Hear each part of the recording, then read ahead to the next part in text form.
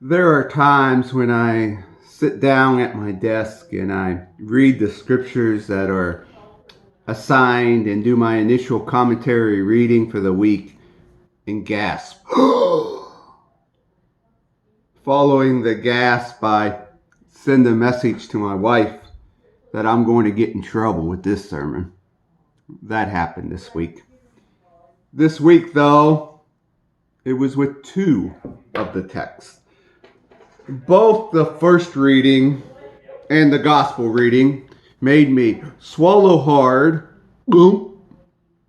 and I asked myself, how am I going to tackle these texts and the issues at hand? With SMSU getting close to being in session, and with the Campus Religious Center Board meeting on Monday night, I waited until Tuesday to dive into the text. So on Tuesday morning, I spent about 4 hours reading the text and poring over some of my favorite commentaries as I continued to pour out a whole pot of coffee. I then hit the pause button for about 30 minutes, and I took a walk to the bank and the voting polls to make a deposit and vote, and use that time to grapple with the text. And then I settled back in my chair to write the message. Today you are going to get two sermons merged into one because I believe that the tough messages of Genesis and Matthew are both warranted. A few weeks ago, I plugged our daily readings in my sermon. A few of you seemed to pick up the challenge and listened in on the story of Jacob and Esau. If you listened in to this week and next week's daily readings, you would hear the full story of this week's first reading. We are hearing about the story of Joseph.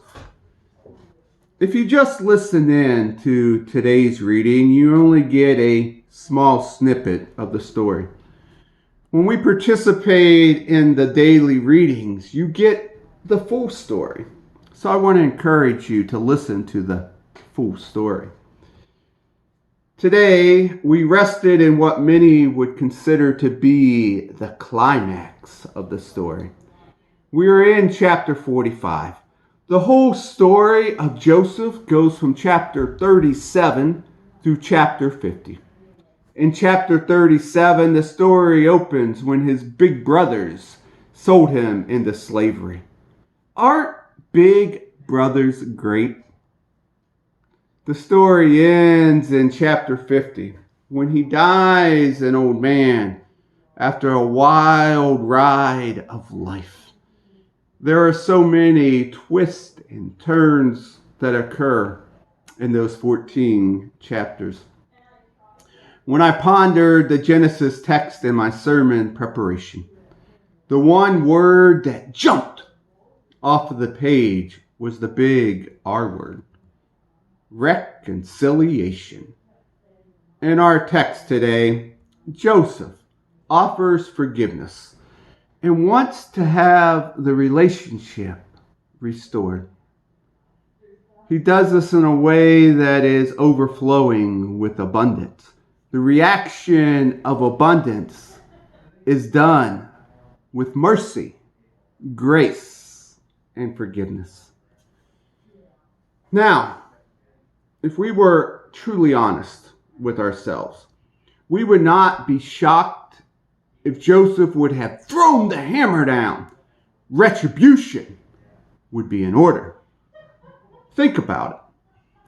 He is looking at his brothers who betrayed him, then attempted to kill him, and then sold him into slavery. Yet Joseph is overwhelmed. He is overwhelmed that he weeps so loudly that the Egyptians outside of the room heard him. All the way to Pharaoh's house, they can hear him. So when we look at Joseph, and when we take a moment and look in the mirror we must ask ourselves, how are we offering healing, restoration, and justice to everyone that is involved in our lives? If or when we offer forgiveness, the response from others might be like Joseph's brothers. They were in a state of dismay. Joseph contributes the ease of forgiveness to seeing God's hand at work in his life. Do we see God's work in our life? Joseph's compassion and joy and his generosity seem to know no bounds. Forgiveness and reconciliation are the key components of this text. However, providence and the will of God that Joseph sensed is also a deep reflection that we must be willing to wrestle with.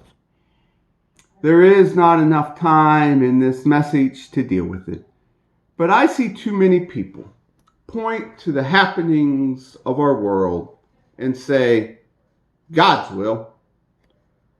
Life, we hope, is not random and not without meaning or purpose. But it's often a challenge to perceive what is really happening around us or to understand why it's happening. In the big picture, though, it would be easy to say that God, like some puppeteer, made the brothers do something evil in order to accomplish something good later. But that claim would diminish our human freedom and responsibility. I always appreciate the work of Brueggemann, and he dreams and he imagines this was going through Joseph's mind. I became aware that my life was more than the sums of my little fears, my little hates, and my little loves. My life is larger than I imagined, and I decided to embrace the largeness that is God's gift for my life. Friends, our lives are larger than we can ever imagine. So what about our bigger life? When we live according to our fears and our hates, our lives become small and defensive, lacking the deep, joyous generosity of God. I see so many individuals today that live their lives in fear and holding on to hate. And many times I don't even think that they realize it. As mentioned, I honestly believe that life with God is much, much larger than we tend to believe. It shatters our little categories of control and permits us to say that God's purpose led us beyond ourselves to give and to forgive, to create life we would have never imagined. When I think of Joseph's brothers, I imagine that there was fear and terror in their eyes when they looked at their brother and saw not only that he was alive, but their fate was at his hands. We know this because they were dismayed. We are like the brothers. The fear and even terror being nurtured in us these days makes us want to shrink and withdraw rather than breathe deeply of God's grace and God's mercy. On the word mercy, we catapult into our gospel reading. Mercy is shown in the story that we heard. However, mercy only comes in the end. It does not come in the beginning. And the Jesus that we encounter may shock and surprise us. It is not the Jesus that many of us are accustomed to. And that is what makes this text so hard to understand. Jesus, at first, has zero compassion for her. What does it mean for us to see the human side of Jesus in the beginning of this story? It seems that Jesus is blinded by tribalism and is struggling to recognize the universal scope of his mission. It seems that the lines are drawn and salvation is not yet open to all. He is not giving mercy to everyone. However, something in the story changes him and changes the course of his mission. I understand that speaking in these terms can be skating on thin ice, but bear with me. I think that the human side of Jesus was having to learn of God's larger purpose the hard way. Trial and error. Isn't trial and error a fun way to learn?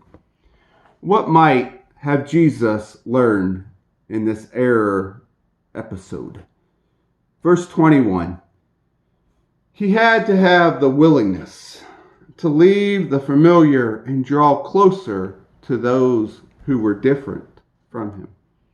In verse 23, he refused to heed the advice of his followers and send her away.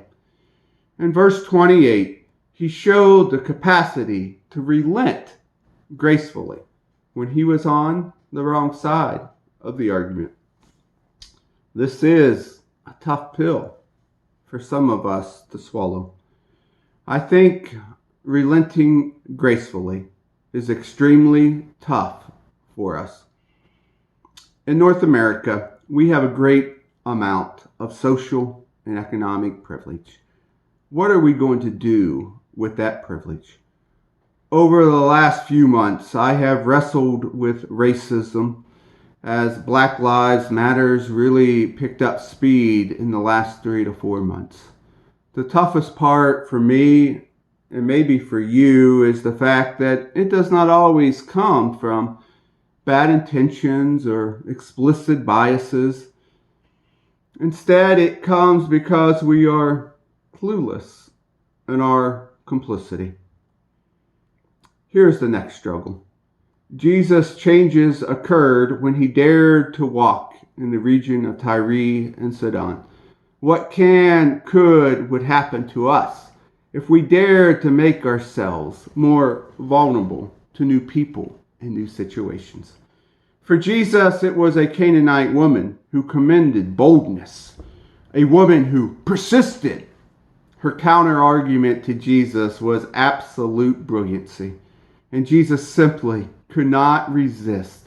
And he opened the floodgates of grace and mercy.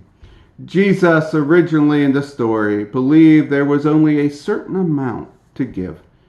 She flips the table and asks and requests for him to think about what it would mean to be open and available for all when she dares to ask, what if there is bread to spare? Jesus was amazed and tells her, great is your faith.